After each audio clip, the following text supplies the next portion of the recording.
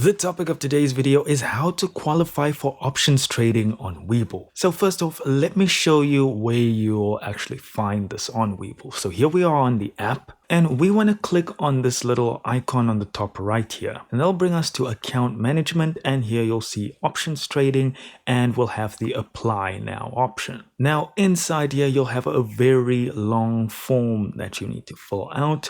So you fill out that form and you hit submit, and they will evaluate that. However, that isn't the only thing you need to qualify for options trading. To be eligible, you typically need a margin account, not a cash account, which you can apply for in the same spot that I just showed you.